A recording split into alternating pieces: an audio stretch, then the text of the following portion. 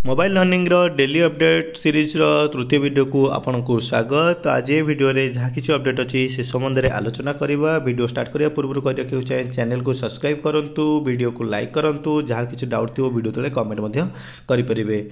चलतु वीडियो को आरंभ करवा।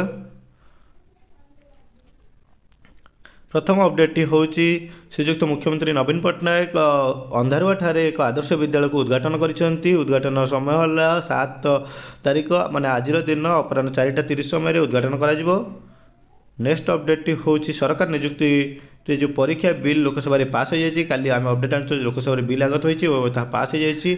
कॉपी बा प्रश्नपत्र लिक कले 10 वर्षर जेल दंड मिलिबो बोली जहाँ भी अपडेट आसी। अपडेट आसवा पर अत्यंत आम यह आशा करवा जे परीक्षा व्यवस्था रे सुधार आसीबो एवं जो कॉपी होउची कि प्रश्नपत्र जो लीक होउची तापई अनेक थर एग्जाम कैंसिल करिया पड़ुची से सब धीरे धीरे दूरे जीवो आ परीक्षाटी सुव्यवस्थित हेबो। यह अपडेटटी अत्यंत भल जिनस बा स्वागत योग्य पदक्षेप। नेक्स्ट अपडेटटी कौन रोची विपर्यय मुकाबिला रे अंगनवाड़ी माँ मैंने साहाय्य करेंगे एवं सेमानकु दियाजिवो विपर्यय परिचालना तालीम जहाँ भी हो। कारण प्रत्येक जगह अंगनवाड़ी सेंटर रोचे जितेबाला बात्या बन्या मरुड़ी कौन प्राकृतिक विपर्यय आसूची माँ मानक जदि आम ट्रेनिंग देथिबा बा तालीम देथिबा ताले से माने याकु सठिक भाव में ग्राउंड लेवल रे मुकाबला करने सक्षम हो पारे। नेक्स्ट अपडेट होची आदर्श विद्यालय प्रवेशिका परीक्षा फल प्रकाशित होती। आपण मान जानते विगत किछि दिन में आदर्श विद्यालय रे एनरोलमेंट पाई शिक्षार्थी मानकर एंट्रांस होइतिला ताहार रिजल्ट एबे बोर्ड वेबसाइट रे प्रकाश पाई सारिछि।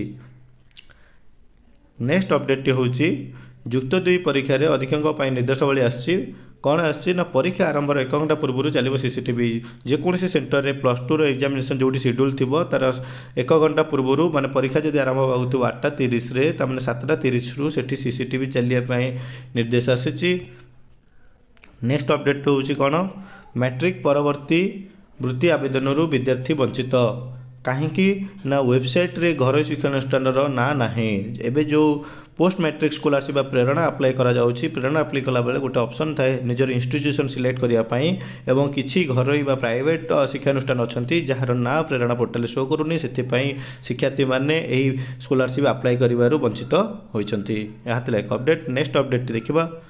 नेक्स्ट अपडेट हूँ प्रधान शिक्षयित्री को बदली दाबी रे धारणा कौन पाई अनुगुल बंतला पाखे बंतला ब्लॉक अंतर्गत जगन्नाथपुर प्रसाद ग्राम होती कौन है ना शिक्षार्थी मानकर कहवा अभियोग या जे शिक्षक माने ठीक रे स्कूल आसुना पाठपढ़ार मान अत्यंत निम्न धरण होउछि एवं कौन स्कूल डेवलपमेंट कार्य होना मध्याह्न भोजन को ठीक रे दिया जाउ नाही जेतिक मध्याह्न भोजन दिया जाउछि सेतिक रे शिक्षार्थी मानकर पेट पुरु नाही जदि मध्याह्न भोजन बाटबरणा होथि एही सब अभियोग शिक्षार्थी एवं अभिभावक माने आनी स्कूल आगे धारणा देइछंती। नेक्स्ट अपडेट होउछि कोन नेक्स्ट अपडेट हूँ भाषा भित्तिक प्रथम राज्य भाव ओडिया को मिली शास्त्रीय मान्यता। आप जानते आम भाषा ओडिया और आम भाषा को लेकर आम भाषा को आधार करके आमको शास्त्रीय मान्यता मिली और यह शास्त्रीय मान्यता मिलवा भाव में आम है प्रथम राज्य ओडिशा है प्रथम राज्य।